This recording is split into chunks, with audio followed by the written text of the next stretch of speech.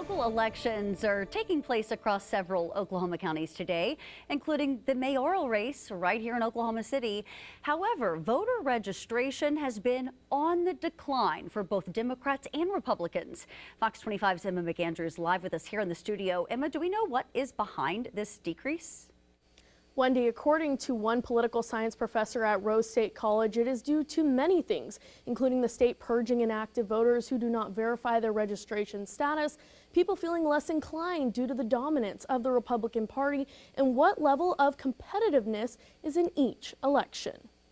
According to voter registration stats from the Oklahoma State Election Board, key swing counties are changing rapidly. This includes Cleveland, Tulsa, Oklahoma, and Canadian counties. There is a definite difference in political perspectives between those who live in rural areas and those who live in more urban areas. That division probably will be enhanced as we see the urban areas and suburban areas, so the greater Oklahoma City, greater Tulsa areas, as those continue to attract population, with more rural areas continuing to lose some population. When we compared current registration statistics by county from January 2025 to January 2026, both Republicans and Democrats were seen to have shrinking numbers in some of the largest counties. The only group to see an increase in registered voters, independents. Voters who are dissatisfied with the Republican majority in the state right now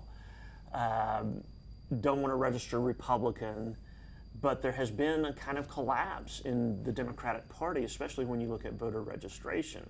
A lot of independents might not feel like it is really a viable opposition party any longer, and so the independent status gives them an ability to reflect their dissatisfaction with the situation. Davenport says total registered voter declines are not uncommon, especially when we're talking about local elections.